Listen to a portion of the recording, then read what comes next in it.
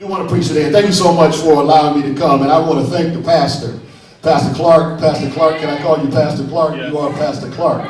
And I want to thank you, first of all, for allowing me to come and spend some time with the saints here. Appreciate your kind introduction. Appreciate the spirit with which you worship and serve God. And I know that he has some great things ahead. I want you to listen closely to the sermon today because I believe I have an assignment to preach to this entire group, but I think I have a special assignment to preach to you on today. Please hear the word of the Lord. Pastor Smith, I asked you to loan me your voice. You would not do it. He's not the giver that you think he is. I requested that he allow me to use his voice. He would not let me do it. He's got one of the best voices I've ever heard and one of the sharpest brains as well. And he's a spiritual man. And I'm glad that you're in here today. Brother Aaron, thank you so much for what you've done in taking care of all of these arrangements. Thank you so much for your kindness in making sure that everything worked just fine. We're here, we're rested, we feel good, we want to preach the word of God, and we're leaving with good feelings from this place. Leaving with good feelings. Do you all enjoy the ministry here? Well, don't be silent about it. Make sure those who are giving leadership here hear from you. And by all means, make sure that you press this ministry to the throne of God in prayer on a daily basis. I am a living witness. You spoke of Madison Mission. I'm not nearly smart enough to have started or brought the church to where it went. Trust me when I tell you that God laid all the pieces out. He pulled them all together. He put that puzzle together. Someone said you ought to write a book on it. It would be a short book. No. It would be so short. I just simply say God is amazing. The stuff that happened was not all planned. God pulled the pieces together. When it's his stuff, he has a way of pulling tricks out. Wham, tricks out. We didn't have any history at all. You know, we just started the church, and I remember there were questions and all that kind of stuff, and we found a piece of property. God showed us that property, honestly, he did.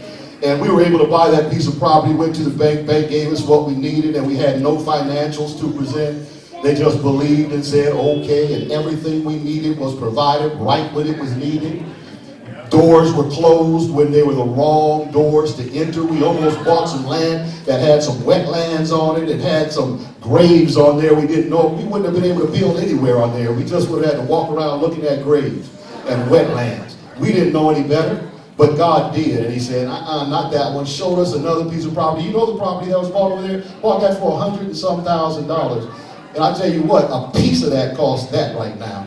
And there was a lady who had land all over the city, just trying to encourage you, a lady who had land all over the city, whose brother was a bad dude, and he had gotten in trouble with the law. She needed about $130,000. That's all she needed to take care of his legal expenses and the trouble he'd gotten himself into. We went over there, she sold us all those acres for $130-some thousand. Then there was a piece of the building, the office building that's over there right now. That office building sitting over there, the persons who owned it did not want to sell it. And they owned a 2-foot easement all the way down the backside of that land, so we couldn't even drive onto the place without going over their land, and they weren't going to let us do it. You know what happened? The man who owned the building ended up having a heart attack. He remembered that a church was he wasn't involved in any church. He remembered a church was trying to buy the land, called for us. We went in, anointed, and prayed for him. He got up off of his sick bed, and he said, I'll sell you the land. And I'll sell you the building. For way under value. That's not brilliance at all. That's God. And when God is about something, God makes it happen. And evidence that God is for it is that the devil must be against it. If the devil's not against it, then it's not a real God thing. The devil is committed to stopping God. And so you are facing off with the devil. The devil shows up in some strange places. I was golfing with a pastor, out golfing. I was out doing mission work on the golf course with a pastor.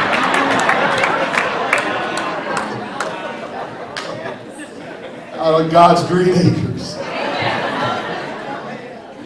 And he wasn't in favor of what we were doing. I thought he was. As a matter of fact, I thought he was a friend. And he said, hey, heard you found some land, about to buy some land. I said, yeah, we did. He said, hey, Jimmy. He called me Jimmy. I should have known there was a problem there.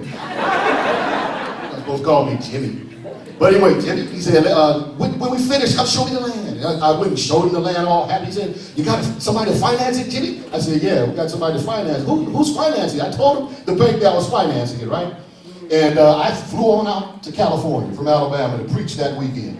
When I was in Alabama, I got word that, in California, I got word that the bank had pulled the financing on the land.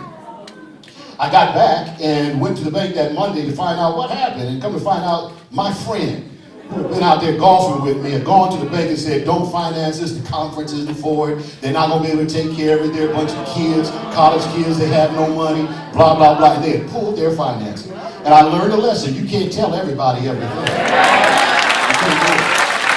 You can't tell everybody everything. You can't do it. Wish you could. But take from Nehemiah. Nehemiah went in after he had what he needed to get done, what God wanted done, to rebuild the walls of the city. Nehemiah went in there. He looked around and he waited until midnight when it was real late. He took only the ones he could trust, and he went around the walls of the city and he plotted how he was going to do God's work. He did not want to be stopped before he got started. You can't tell everybody everything. Don't believe everybody. Yeah, don't believe everybody is for the move of God. But at the end of the day, if it's God's move, make sure that you don't stoop to the level of those who don't play fair. Amen. You stay above reproach with God so that he can co-sign everything you're about. If God's not co-signing it, it's no good. But if God co-signs it, it does not matter who is against. Keep above board. Don't fight fire with fire. Just do what God asks you to do. And God is responsible for the outcome. Trust me on that. And at the end of the day, make sure every step along the way you are giving glory to God and God alone. God and God alone. All right, I'm gonna take those opening comments and time out of the sermon so we can get to the end. You all have to come back and hear this music this evening. Are you all going to be back this evening for the music? You better be back for the music or I'm going to preach real long. I'm going to ask one more time. You don't need to be preaching short if you're not coming back. Are you coming back for the music? No, I hear you. I hear you. You want my short one. But you're going to get it. You've had some amazing preachers already come, and next week you have one of my favorites who's coming to preach. He's going to bring it raw and real. Trust me, he's not going to pull any punches. He's going to come ready to do war with the devil, and I want you to come and be part of that experience next week. He is a preacher. Pastor Roll is a preacher. He's a preacher. I don't even know if he'll wear a tie next week. Are you all okay with with folks not wearing a tie? I wish you had said yes, and I would have taken my tie off. I hate ties.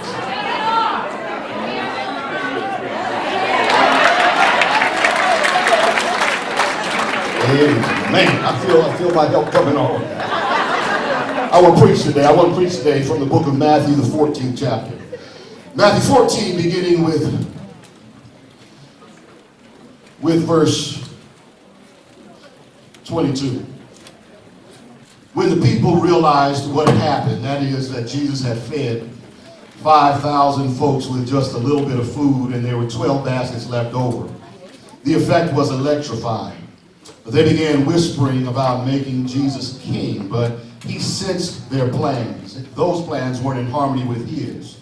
And so he told the disciples, get into your boat and go back across the lake. I'll meet you on the other side.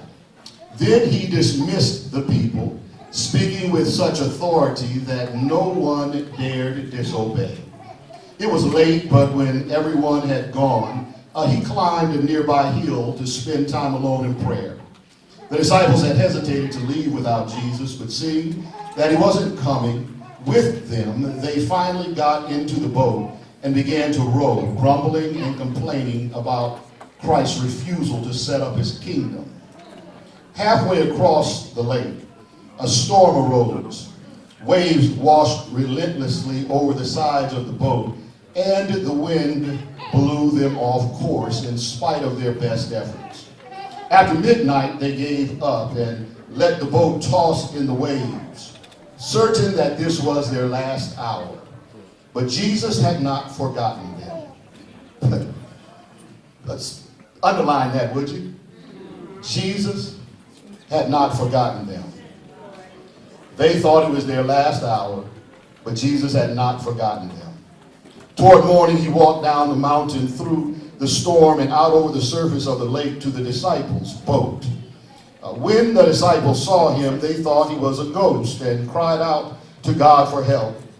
Jesus responded to their cry and said, "Don't worry, be not afraid, it is me."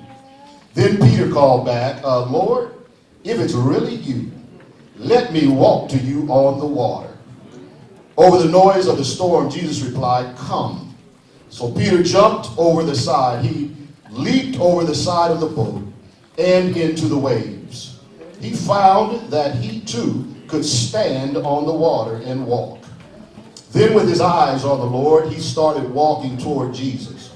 Peter began to feel proud and turned to look at his fellow disciples. When he looked back toward Jesus, a huge wave came between them. Suddenly, Peter became afraid. He started to sink and cried out, "Lord, I'm going down. Please save me." Jesus reached out, grabbed Peter's outstretched hand, and pulled him back up. He said, "Why did you lose faith and begin to doubt? You need to keep your eyes on me." Then Jesus and Peter walked back to the boat. As soon as they took hold of the sides of the boat, the storm stopped and they climbed in. Then the disciples fell on their knees and said, "Now we know that you are the Son of God." And they worshiped him. Not very long ago, I was traveling somewhere, don't remember where, and I had a layover in, where was it, in Utah, Salt Lake City, Utah. Wasn't much to do there in the airport, and so I went over to a store where they were selling books. I saw one book that looked a lot like a Bible. It was a thin, leather, black book, and I picked that book up. It was entitled The Motivation Manifesto. I started reading the Motivation Manifesto, and it was such an interesting read, starting with the preface that I almost missed my flight. I read it on and on and on, and I was ready to shout inside of the bookstore. I began to read it so deeply because it started out with words that resonated with me. It started out with words something like this: "Why is it that when God has placed inside of us the heart of a lion, we often find ourselves looking in the mirror and seeing a mouse staring back?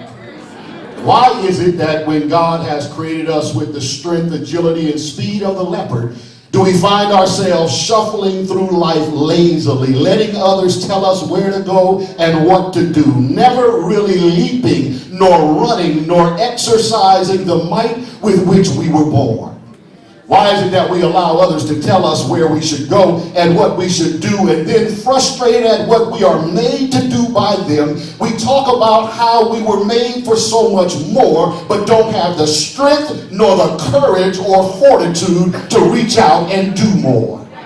Why is it that so much is placed inside of the heart, yet so little is accomplished? Why is it that so little is even attempted? Why do we let the words of others frighten us away from our destiny and convince us that to really live is to die?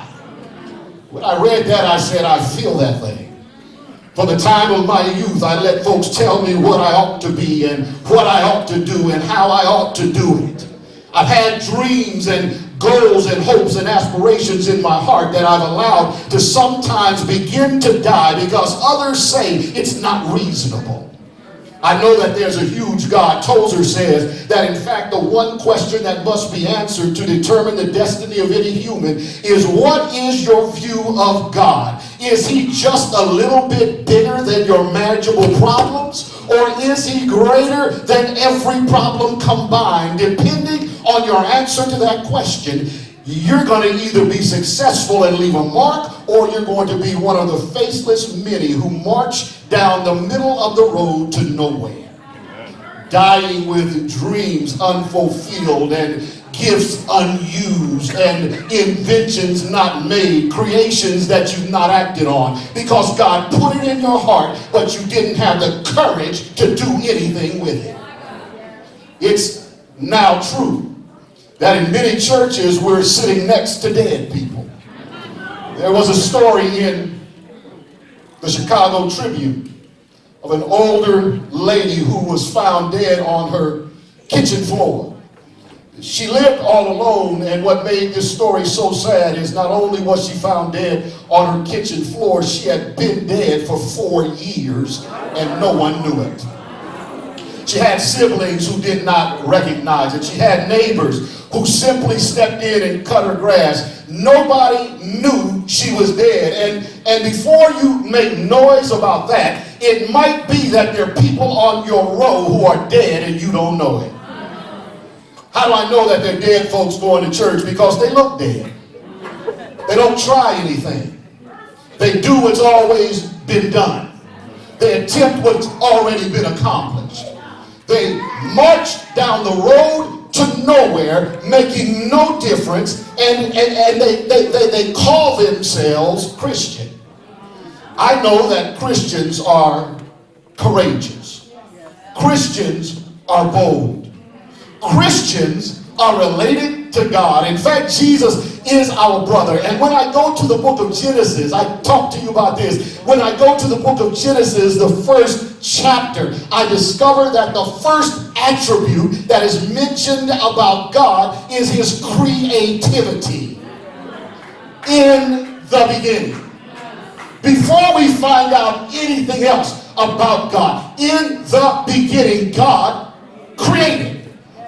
Don't worry about what he created. He created, which suggests that he stepped out on nothing and he began to think about what could be with the gift of imagination and fantasy, seeing what was not there, determining what could potentially be there without the stuff to even make it. Ex nihilo, he went out in nothing and he said, let there be. And everything that was in his mind appeared.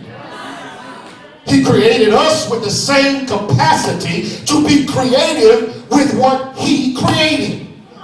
I have placed you in dominion over what I've made. You are to handle it. You are to arrange it. You are to pull it together. You can't create something out of nothing, so I'll start you with the something to use. I'll place inside of your bosom the desire to do something with it. And then I want you to use your capacity to be creative and make it happen. But there's no process determined for that. The process is inherent in the desire. Buried inside of God's command to you, the urge that has you leaning towards that thing is the way to accomplish it. And often it's not until you start attempting it, then you start discovering how to do it.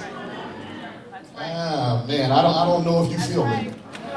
I might be talking to people with no hopes and dreams. I might be talking to people who have no desires that you've been afraid to even voice because you know people would tell you that's stupid. You got to work that job, that 9 to 5 that you hate so much. Do it every day so that the kids can have some medical insurance and you'll have some kind of retirement set up. And that thing that's inside of you, just let that die. That ain't something people can do. You can't accomplish that. Ladies and gentlemen, in the books that we read in our schools are people's stories who heard about what couldn't be done and then they did it.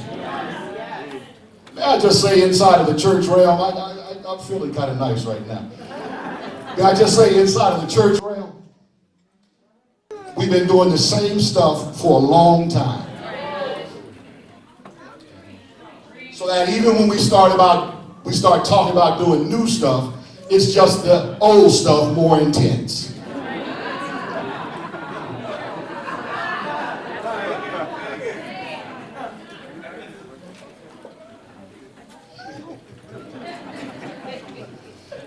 Let me go to the text before I lose everybody. This particular story, I'm gonna talk about Peter in a positive light. Forget the fact that Peter, of course, got a little proud, turned around, looked at his boys to make sure they saw him walking on water. I'm not going to knock Peter today on that.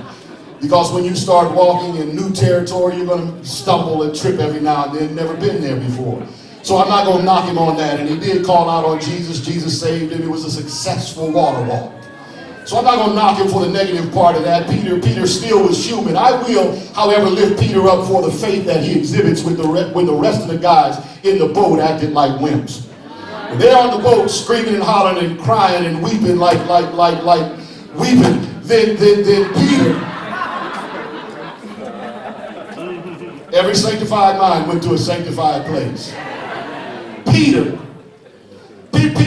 looked out and he saw something different. The story is in here. It's right there. It's written. And if you read the inspired pen, she goes a little further. They all agreed that anybody who could make bread multiply like he just did, he had enough strength to set up a kingdom. He could overcome the military might of Rome. If Jesus is on your side, if one of your soldiers dies, he can touch them and they'll come alive. And he can give provisions with nothing there. He's what you need, the secret weapon. He is the secret weapon. We can whip Rome, get them off our backs, and they're going to take a man this strong and by force set him up as their ruler. That's kind of dumb if you think about it, but they said he's so strong we got to force him to be strong for us. And so they're going to literally take him. The inspired pen says that the disciples are in on their plot. Jesus, who is never caught by surprise, knew what they were talking about. Over in the corner, when he saw them talking, he said, I know exactly where they're coming from. And so he stood up, and the inspired pen says, with an authority he had never spoken with before, to both his disciples and to the crowd, he tells them, leave. And they were arrested in their steps, and they left. The disciples are hanging around now. They're talking about how Jesus just needs a better plan. Jesus doesn't want to do it their way. They're mad, and they've been told go to the other side, but they haven't yet gotten in their boats. The sun is about to set. They have to travel approximately 8 miles across the Sea of Galilee to get to where Jesus told them to go. 8 miles. That ought to be a trip that doesn't take very long at all. They finally get into the boat, and they begin to row to get across, and Jesus is already over on the other side of the mountain talking to his Father. They're talking during the first watch of the night, 6 to 9 o'clock. They're still yapping, and they aren't doing much working, and it's hard to work when you yap. Then they said, we better hurry up because we see clouds gathering in the sky. So from 9 to 12, they start doing a little work. 12, it starts getting desperate because the winds are blowing so hard they can't make any progress. The scriptures say they're contrary winds. In other words, as they try to push forward, the winds are pushing them back.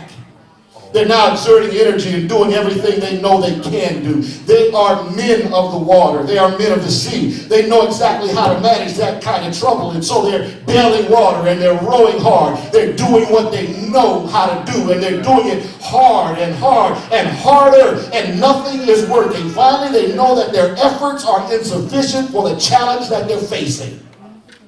About this time, it's early in the morning and the sun is just about to peek over the horizon when they see walking out on the water Jesus.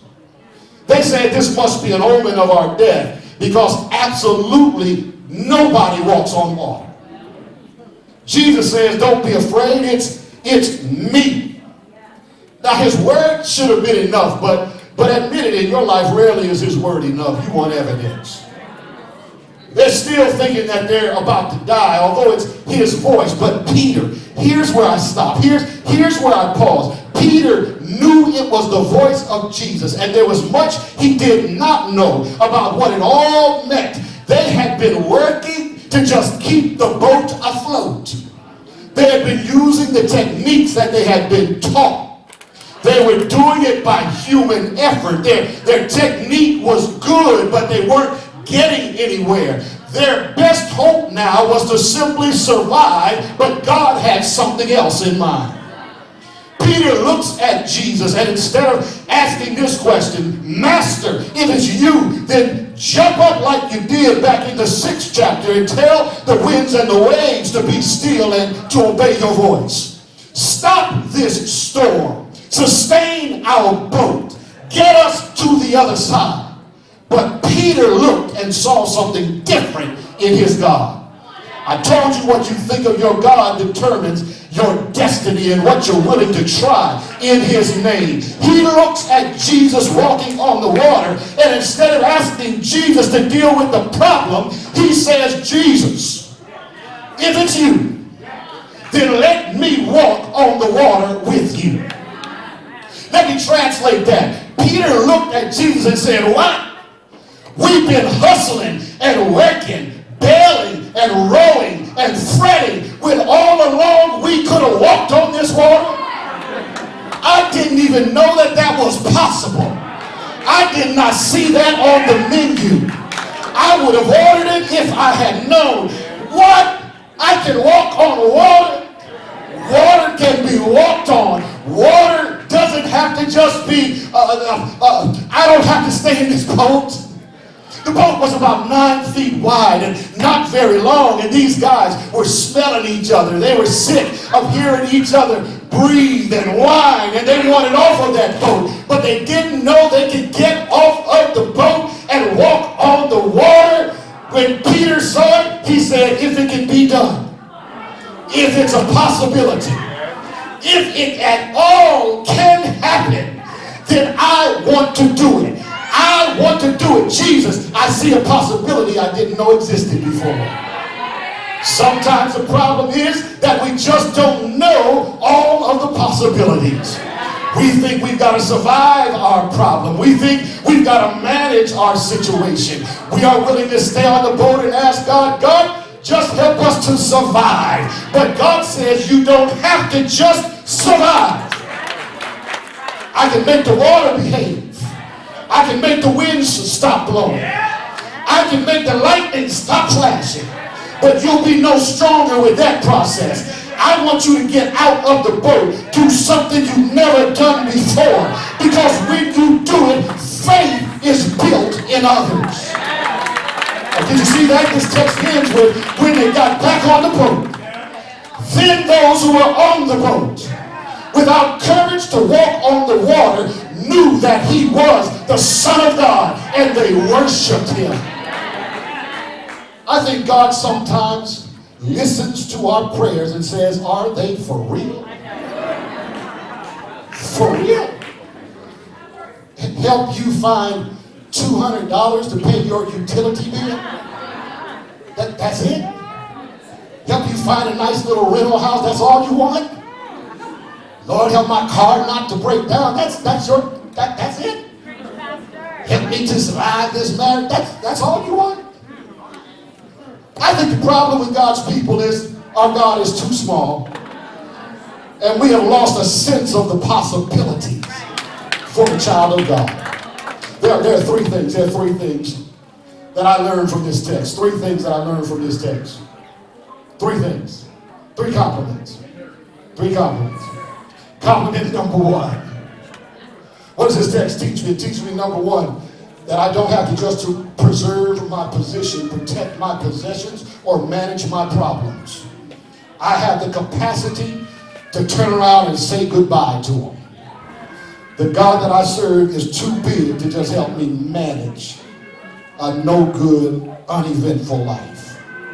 Number two, I learned that I have to know all of my options so that my prayers will become God-sized. Lord, save us. Nice prayer. Lord, let me walk on this doggone water that's causing me all this problem. Help me to get out of this boat with these sorry rascals, with their faithless sails, and walk on the water where you are. Call me to you. Call me away from the crowd. Call me to you. Let me walk on the water. Sometimes God is not moved because our prayers suggest he's too small. Ask your mama for some rent money. Ask me for a bank.